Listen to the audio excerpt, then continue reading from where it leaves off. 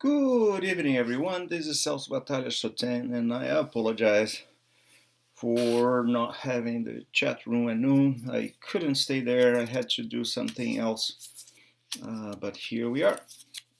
And so this week we do have a discussion section, and just to keep us on the same track as in previous weeks. Remember, I keep pounding and pounding and pounding on the two important tools that astronomers use in order to find out how the universe works.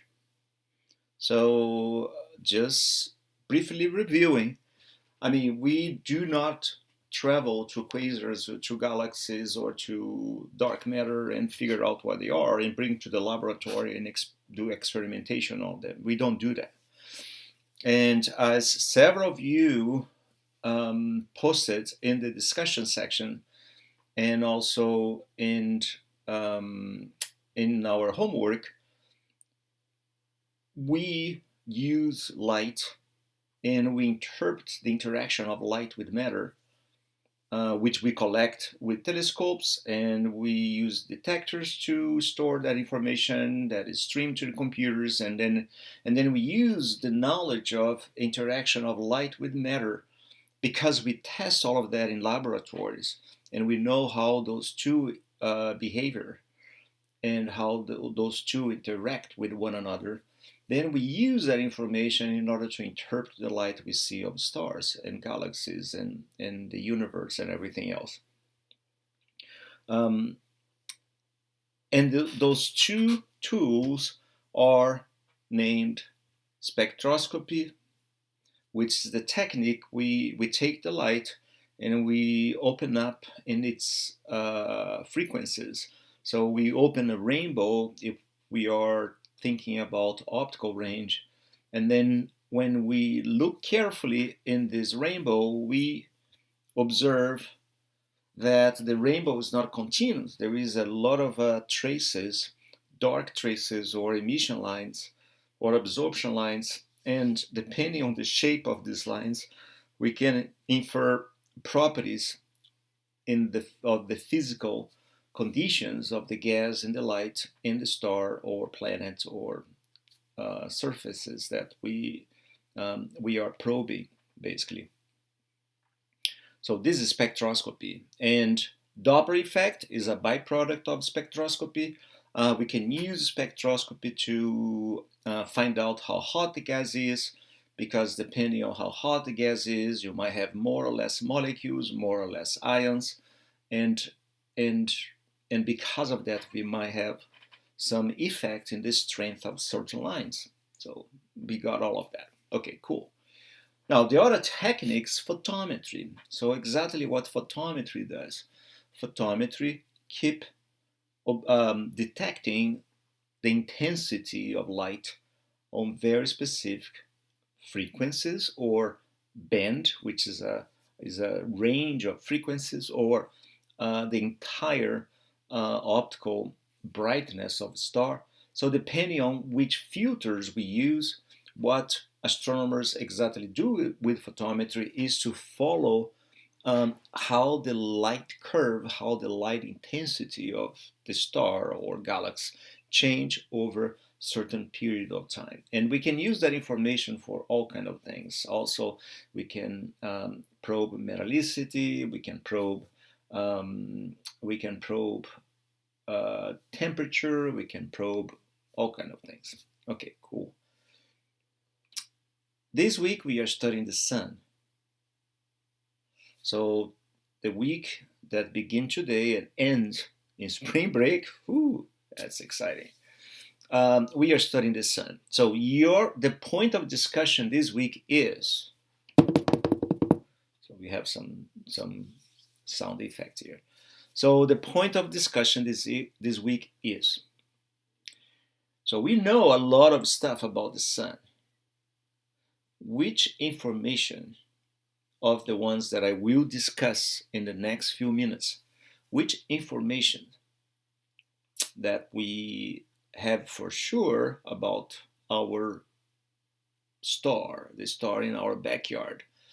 So, what sort of a technique did astronomers use to derive information about those things? You have to list at least two of them, which means you have to give me one information we know about the sun that can be derived with spectroscopy, and you have to tell me one of the cool things we are talking about the sun, and we will be talking about the sun in the next few minutes, that is derived with photometry. So photometry and spectroscopy, I mean. So those two techniques. So we know this information about the sun because astronomers use photometry, or we know this or that aspect of the sun because the technique of Doppler effect, let's say, or spectroscopy or whatever, was used to find out that information. So again, now this discussion will require that you use a little bit more of your brain cells. It's not just giving an opinion. You have to do some research. You can always email me and ask me if what you think is correct, and then we go from there. Okay? So, having said that, let me share my screen. And let's see what we got. Okay, this chapter 15 and 16, why there are two chapters about the sun? Well, in fact, some books, they put all that information in one chapter, and OpenStax divide it and make a little bit more, a little bit simpler for the student, because you can focus on one thing and then in another important thing. So let me describe what goes on in chapter 15. So in chapter 15, let me bring a comment here. There you go. On chapter 15, we are going to probe solar interior, so the interior part of the sun, and solar atmosphere. Solar atmosphere. So the solar interior, we don't see it, and the atmosphere is the visible part of the sun. So the atmosphere its fact is very thin. Think about the sun is about 100 times as big as Earth. So take Earth, multiply by 100, and you have some object, some body with the size of the sun. Now, the atmosphere, the solar atmosphere, that includes three regions, and I will go over those names in a second. So the atmosphere is very thin. It's 1,000 miles, if it is that much. The photosphere is about 400 kilometers, 300 miles, let's say 200 miles. The chromosphere is slightly bigger, 7 kilometers or so. I'm sorry, 7,000 kilometers or so. But it's still small when you think about the size of the sun. So 7,000 kilometers is kind of a Earth radius, right? 6,000 kilometers or so. And then you have corona. So corona is the most extensive part of the solar atmosphere, but it's also the most thin one. It's the one that we don't see it. So the one we see, the one we think we see, but never look straight at the sun, is called photosphere. And that is very thin. It's 400 kilometers, 250 miles or so. So it's very thin. The solar interior, we don't see it. There are three main regions. One is where the solar energy is produced, and the energy production is discussed in the following chapters. That's why OpenStax broke the sun into two chapters. So there is one specific chapter to deal with the solar core. Is the solar core where nuclear reactions are being developed. And that's where the source of energy of the sun comes from. There is a region surrounding the core, is the radiative diffusive shell, where energy produced in the core migrates and is diffused towards the outer region of the solar interior that is called convective zone. Convective zone. Convective zones. So we have a lot of circulations going on there, and the circulations is what drive and what produces certain features that we are going to highlight in the solar atmosphere, in the photosphere, called granulations. So let's go through those regions. Okay, this is a picture of the solar outer regions. Here you have a nice, cool thing. This arc is called prominences. So prominences are regions that are in fact constrained by solar magnetic field. The sun has a strong magnetic field. It's not that strong, but is strong in Earth conditions, if you will. And this solar magnetic field is responsible for, see this bright area over here? This is an active region. And this active region is being energized by magnetic field, energy that is stored in magnetic field. So we're going to be talking about it. This is Cecilia Payne. She was one of the greatest astronomers of all time. Because she was a woman, she couldn't receive the recognition she deserved when she was alive. And she did awesome, fantastic work, not only for the sun, but for the stars in general, and the use of spectroscopy on it. So here are the different parts of the solar interior and atmosphere. So see this green part over here? This is the core. About 25% of solar radius is the core, where energy is itself produced. And energy is produced by fusion reactions, as we will see in the next chapter. So the radiative diffusive shell is the next one, is where the energy finds its way to the convective zone in yellow here. See these circulations going on? These are bubbling. So the gas pretty much circulates, move upward, bringing heat and energy from the interior part, and that heat, that energy is then transferred to the atmosphere. So again, the interior part of the sun is divided in three main regions: the core, the radiative diffusive shell or zone, and the third region is the convective zone. Now, above this convective zone in a region, okay, somebody is coming up. Let's see who that is. If I can see it.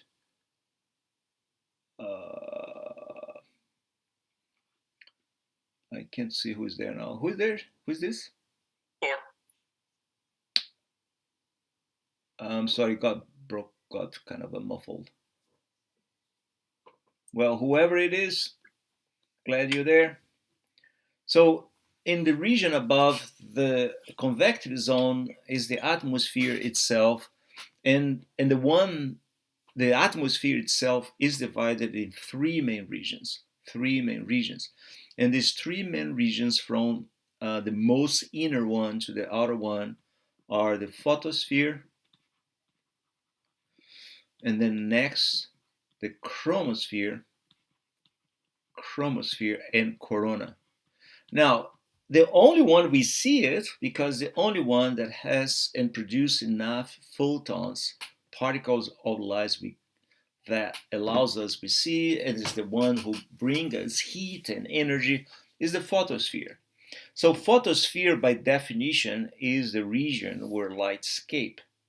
And once the light escape in 8 point few minutes, this radiation arrived here on Earth and is responsible for transferring energy to all the cycles and all the sectors of our living planet. So we all depend on that energy, basically. So if you turn off the sun, that's it. So if you, well, first of all, in 8 point something minutes, we don't have lights anymore, unless we go nuclear and start to produce artificial lights here and there. But eventually that energy is going to go away. So we really rely on the sun.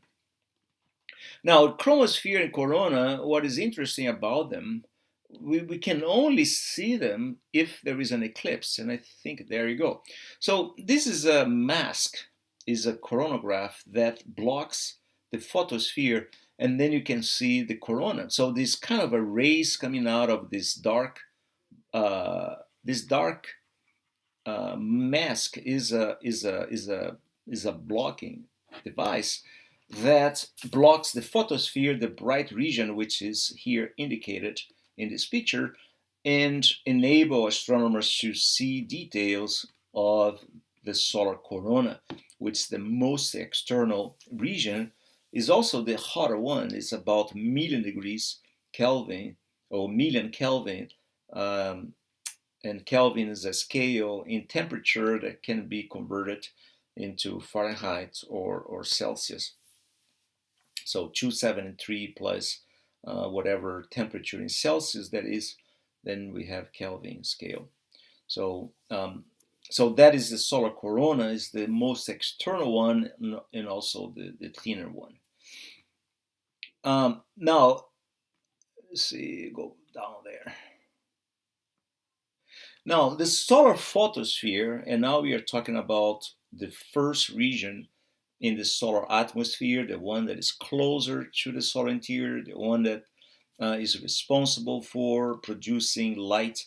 When we go outside and we see stars out there, those stars um, are in fact, the light we see is light from stars coming out of their own photosphere, right? So in the photosphere, there are features called sunspots. Sunspots. So sunspots are regions where the magnetic fields happen to be very intense, more intense than in the other regions of the photosphere, right?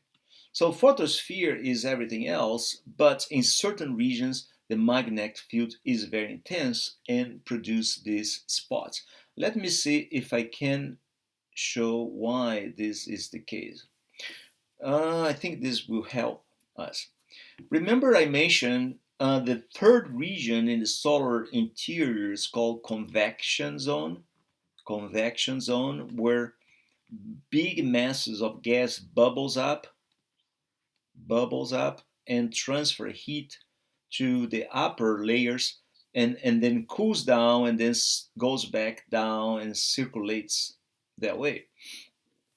So these cells, as the gas approaches the surface, these cells break down into smaller cells up to the point the base of the photosphere is filled with what we call granulations. See these little cells right here, about 3,000 kilometers in extent. So these cells are called granulations. Is the end of line of these major convective cells in the solar interior. So that's how the photosphere is all made up. Is made up of these little granulations, and here you see the granulations quite well, but right in the middle of it, there is a sunspot. So what is the sunspot? Well, the sunspot appears dark here, but it's not dark. The sunspot is a region where this temperature, the gas temperature, is significantly less than in the rest of the photosphere. So if you take this granulation, the average temperature in there is about 6,000 Kelvin. That's the temperature in, oops, what did I do? This is the temperature in the photosphere, the average, right? Now, the temperature in the spot itself is 4,000 Kelvin. So 6,000 to 4,000, There's a difference of 2000 Kelvin, which is significant. So because of this difference and because of contrast, when we observe the sun with filters, these regions appear kind of a dark. I mean, they are not dark. If you happen to observe that region, exactly that region, with a telescope, you would see it um, completely red, like the color of Betelgeuse. Betelgeuse is a star whose surface temperature is about 4,000 Kelvin. So it's less than the sun. That's why when you at night, if you go outside now, it's kind of a clear. You look at Betelgeuse. Betelgeuse appears kind of a orange red, um, indicating its surface is temperature around 4,000 Kelvin or so. Um, Now, the intermediate region between the photosphere and the spot itself is this kind of a traced region here. It's called penumbra. And it doesn't have the same meaning of penumbra in eclipses, right? It's just an intermediate region between the spot, which is dark, apparently dark, and the granulation. And the temperature average there, the average temperature is 5,000 Kelvin. So we have a scale: 4,000 for the spot, 5,000 for the penumbra, and 6,000 for the average photospheric region. And why the spots are dark? Let's see if I can. I will not be able to show here, but I will try to indicate here on the side. Let me see if I can get a. So imagine you have these granulations all over the place, right? So these granulations are material bubbling up and indicating a energy flux, a flux of uh, heat moving out from the solar interior up to the external region, right? Now, if the magnetic field is intense, it forms arch of field lines, and this arch freezes these ions so that this bubbling up process does not occur anymore. So when the magnetic field is too intense, it controls the gas motion because ions like protons and electrons, ions, particles that have charge, they happen to be stuck to um, to magnetic field lines. And I think our book will show in the following pages pictures of aurora borealis, which was the subject of one of previous lectures. So aurora borealis are the result of our Earth magnetic field that traps these ions, this ionic material that comes out of the sun, and pretty much control their motions near Earth's surface, and take them to high and low latitude regions, so close to the north and southern pole. And as these ions shower into our atmosphere, it collides with nitrogen and hydrogen and oxygen in our atmosphere and produce all these beautiful fluorescent lights that we call northern or southern lights. So magnetic fields have oops, what did I do? What did I do? I don't know what I did. Oh my God, I lost my class. Do I still have this? Oh, sorry. I don't know what I did. I pressed something and everything disappeared. I have a program going on here. Sorry about that. Okay. So the magnetic field lines have this property of freezing the gas, and and because the gas is frozen, it doesn't bubbles up anymore, and therefore the heat mechanism that feeds the photosphere, it's not present anymore, and the region where the spots are is a region where the heat is not being transferred so efficiently, so is therefore is cooler than the rest of the sun, where this bubbling up, the convective cells are pretty much operating.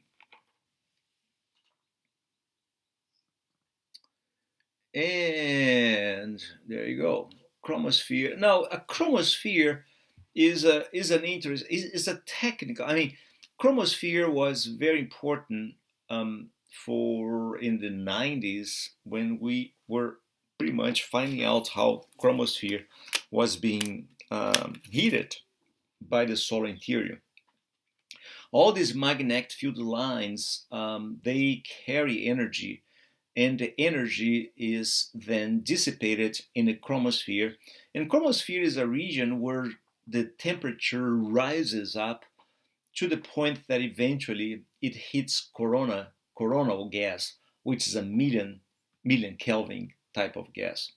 So here is how the temperature profile changes from the photosphere, chromosphere, and corona. Now, transition regions, I don't consider a region in the solar interior or in any star by no means, because it's very thin. I mean, you have to go from 10,000 degrees, 10,000 Kelvin, you have to go to a million Kelvin. And for that, you got to have some transition region. But transition region is not a region with several properties. And some books really don't put a lot of attention on it. And I don't either.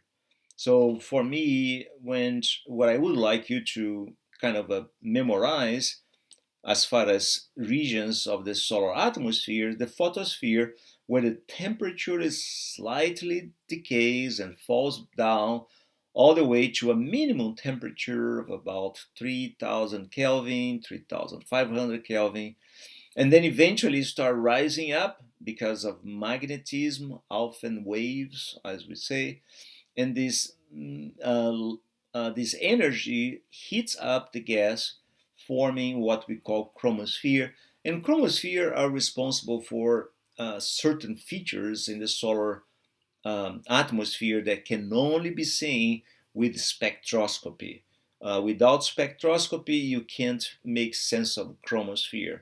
You need spectroscopy, and chromosphere will appear with emission lines in a spectroscopic survey, specifically of certain lines like H alpha or calcium lines. They have some reversal in its profile that astronomers know well. And corona is very hot. So corona is so hot that the only detector we can use to probe the coronal gas is a detector in the X-rays. X-rays is not optical. You don't have optical light in the corona. The only time you can see corona more or less is during eclipses. So when the solar photosphere is eclipsed by the moon, then the corona might appear. And more sunspots. Now, from figure 15.14 onward, it starts to emphasize the importance of solar magnetism in the sun itself, and how the magnetism of the sun is responsible for driving specific cycles, and these cycles are correlated to the number of spots we can measure over a period of 1 year. So astronomers, for a long time, they realized the number of spots in the solar atmosphere changed. Let's see here. Here's an example of this. So you have 1, 2, 3, 4, 5, 6, 7, 8, 9, 10. How come we don't have 11? Let me see. 1, 2, 3, 4, 5, 6, 7, 8, 9. Well, there are 10 pictures of the sun, and these pictures in a certain filter indicates that the number of spots is kind of a maximized here, and then diminish and go to a minimum here, and then grows again. So astronomers for more than 100 years, they knew the sun would go, if you find a way to count the number of spots the sun has in a given year, the total number of spots have a cycle. So, and the cycle is very well represented here. it is maximal in this part and then diminish, go to a minimum and rise up again. And I think there is an upcoming picture that this is showing more clearly. There you go. That's what I want to see.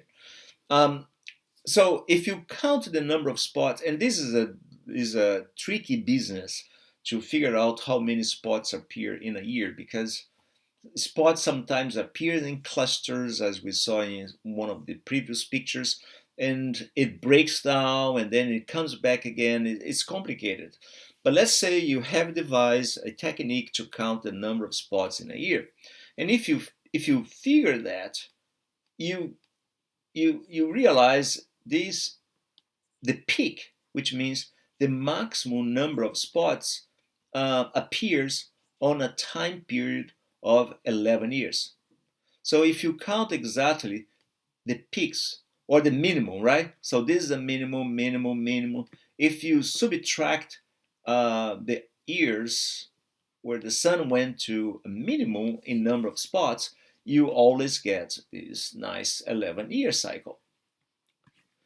And when people found out about this, they say, well, when the sun is very active, right, in these peaks over there, so the sun is putting out more explosion, more flares, more prominences, so more ions are pretty much sent out to the space, and perhaps this solar wind becomes interactive with our upper atmosphere and might be responsible for some climate change, for changes in the weather patterns here on Earth as a result of this cycle. So it's a complicated business, and it's very tricky to relate solar cycles with climate here on Earth. It is very complicated, but it's not difficult to think the two of them might be connected, because when these ions hit planet Earth in the upper atmosphere, it might trigger all type of electric motions, electric charges, and collisions and interaction and transfer of energy, and these might somehow impact the weather here on Earth.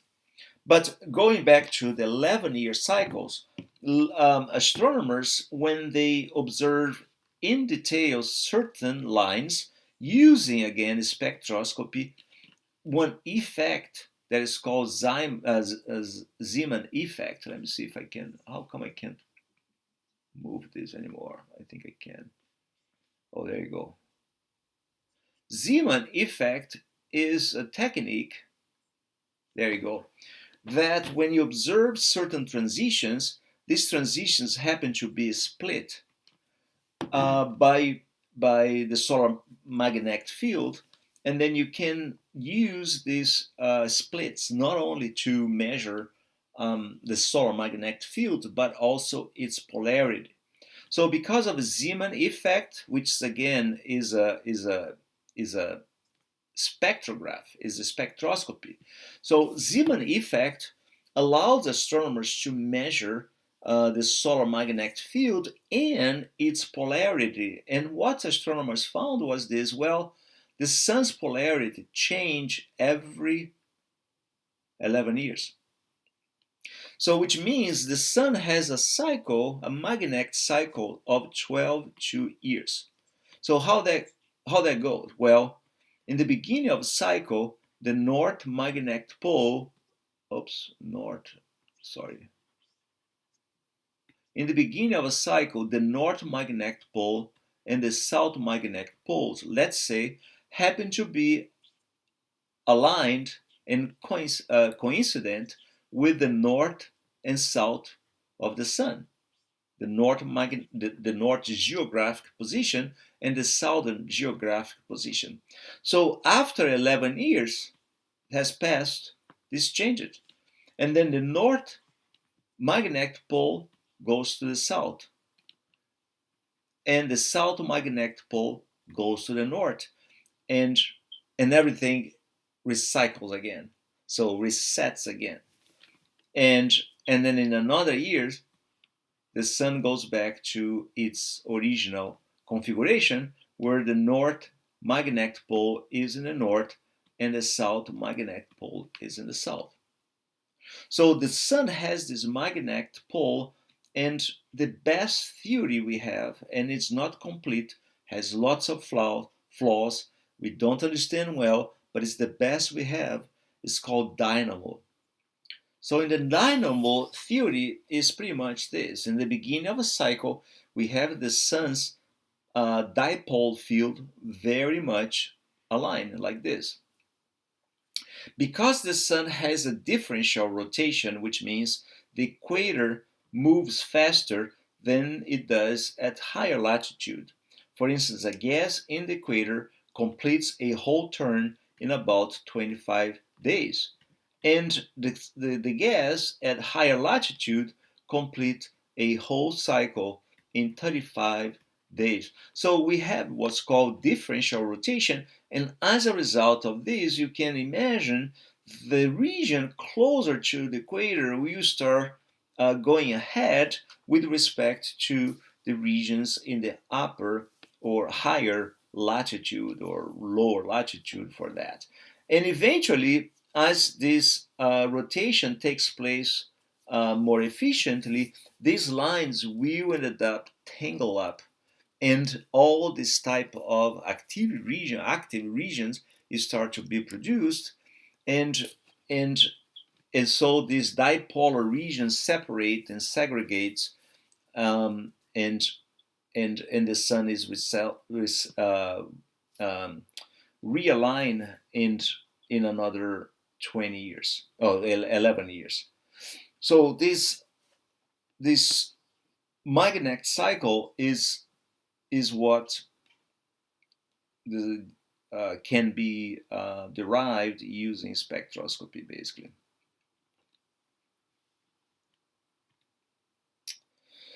For the other chapter, the powerhouse of the sun, there is this animation also in NAAP module that is very, very interesting.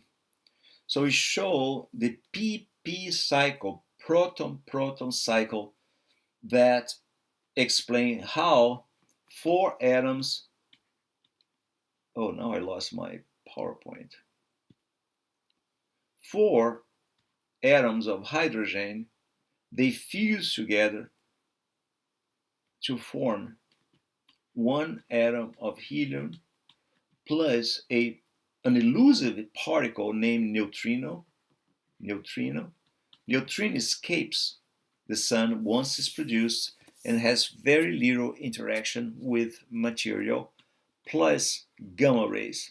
So gamma rays. Gamma rays are electromagnetic radiation, very energetic, and these gamma rays carry the energy necessary to keep the sun stable. And that stability of the sun implies that interior regions like the radiative diffusive shell or the convective zones, they will not expand and they will not contract. So the sun's weight is perfectly balanced by the energy produced by fusion reactions in the core. Is balance between the gas pressure that is released by fusion reaction and the solar weight is called hydrostatic, and this is important, hydrostatic equilibrium. So in hydrostatic equilibrium, the sun will not collapse under its own weight and will not expand as a result of this surplus of energy produced in the core. But basically, the PP chain is a chain of nuclear reactions that explains production of energy in the sun. So the sun is hot not because it's contracting, not because of gravitational potential energy is being converted into thermal energy or heat, but it's because the sun itself has fusion reactions going on, and this animation here explains this quite nicely. So let's take a look there. Where is it? Oh, there you go.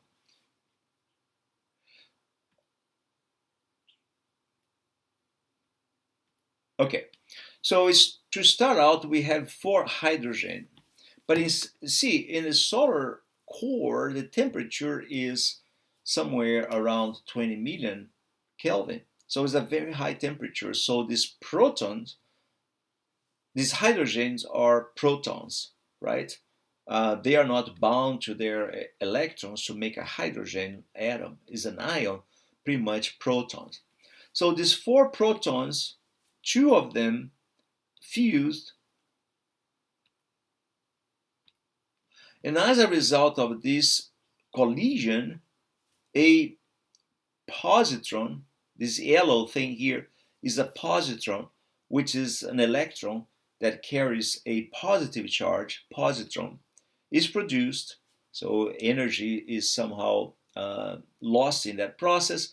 See this letter um, here. This indicates a neutrino that comes out of this collision of these 2 protons. Another proton comes up and a neutron is produced. So again, 2 protons collide, producing a positron and a neutrino and a neutron.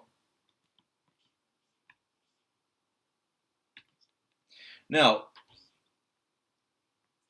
another proton comes by and get together with this combined um, isotope of hydrogens called deuterium that has 1 proton and 1 neutron.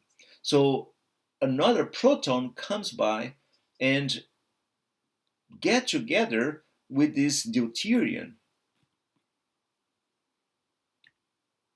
And from there, you ended up with an isotope of a helium, which has 2 protons and 1 neutron only, and gamma rays.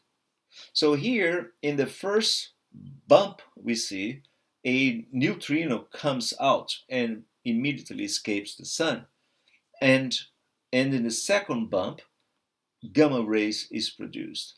And then eventually, this isotope, the helium isotope, is produced, giving as a result a helium atom plus another hydrogen. And this proton goes back to be fused again and produce helium.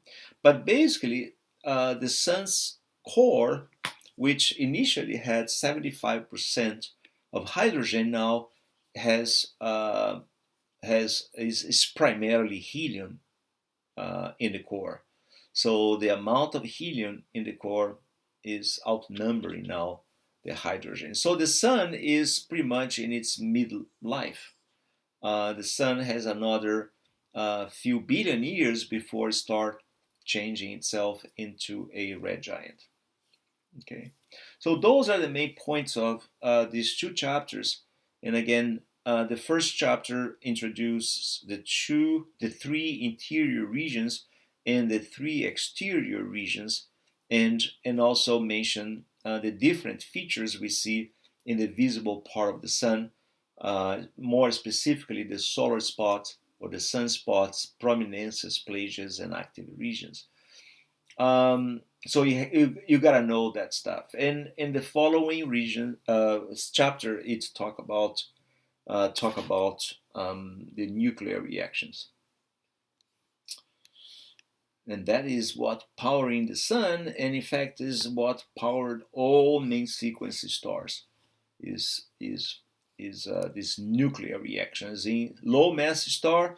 P chain is the most important. In high mass star, a different sort of a fusion reactions takes place, and that is called the CNO cycle, in which hydrogen ended up producing nitrogen and oxygen, as you can see there.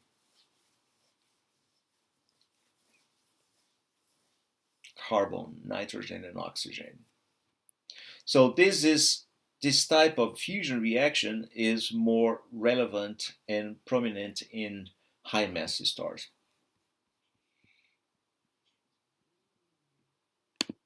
All right.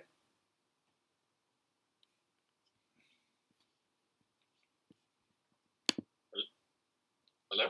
Hello? Hello, Now is I the can lecture hear over? you. Is the lecture over? Yeah, who is this? This is Thor. Hey, Tor.